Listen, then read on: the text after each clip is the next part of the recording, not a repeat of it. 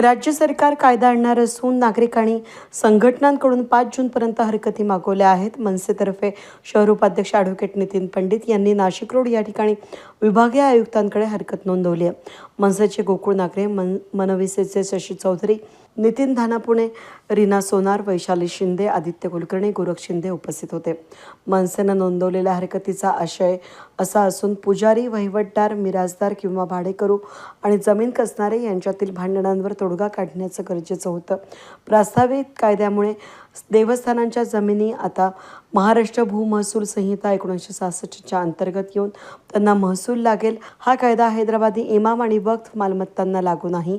सरकारला देवस्थान इनाम जमिनींची जुनी पद्धत रद्द करून पुजारी, वहिवाटदार, मिराजदार किंवा भाडेकरू किंवा जमीन कसणाऱ्यांना त्यांची मालकी आणि कायमस्वरूपी हक्क देणं, हे हक्क वर्ग 1 असावेत. यासाठी काही प्रमाणात नजराणा भरून घेणं, जेणेकरून जुने हक्क आणि सवलती संपुष्टात येतील, असे हेतू या कायद्यामागे आहेत.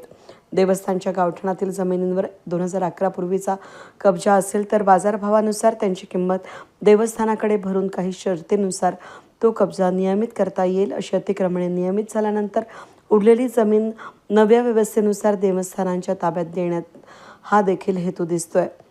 या कायद्याने अतिक्रमण आणि अवैध कब्जा नियमित होणार आहे आणि सार्वजनिक वापरासाठी जमिनी उपलब्ध करण्याच्या नावाखाली या मालमत्तांचा बाजार भरवला जाणार आहे.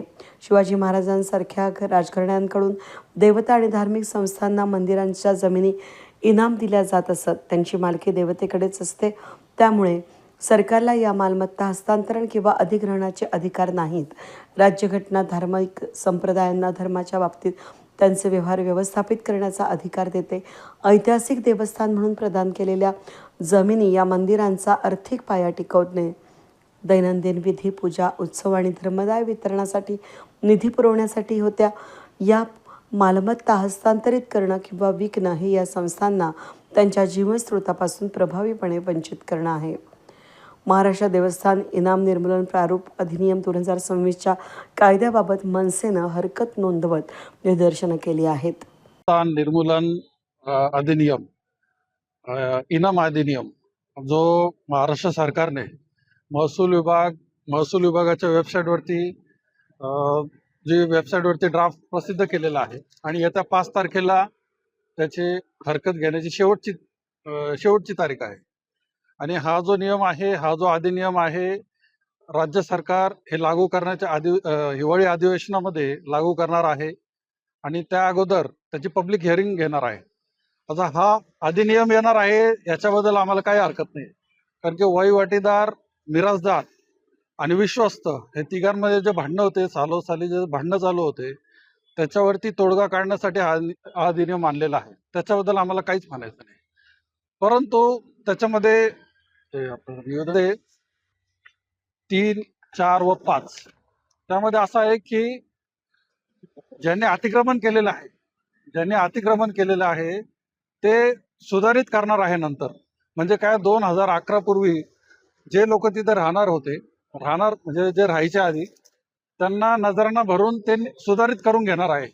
म्हणजे याचा अर्थ काय की मंदिरं उद्या राहतील की नाही हे याच्यातनं म्हणजे राज्य सरकारचं हे कुणासाठी चालू आहे हे समजत नाहीये. म्हणजे हे जमिनी कुणाच्या घशात घालायचं आहे हे राज्य सरकारने उत्तर द्यावे. म्हणून आमची नागरिकांना विनंती आहे, सर्व राजकीय संघटनांना विनंती आहे की 5 तारखेपर्यंत लवकरात लवकर विभागीय आयुक्त किंवा कलेक्टर इथे त्यांनी हरकत नोंदवावी आणि ह्या अधिनियमाला विरोध करावा. कारण की हा अधिनियम जर आला तर इनडायरेक्टली ह्या जमिनी मंदिरांच्या मार्फत, म्हणजे हा जो कायदा आहे हे आता MLC मध्ये आणणार आहे.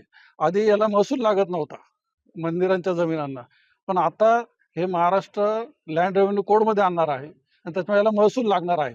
म्हणजे थोडक्यात काय तर सरकार याचं म्हणजे प्रायव्हेटायझेशन करणार आहे आणि ह्या जमिनी हस्तगत करून घेणार आहे.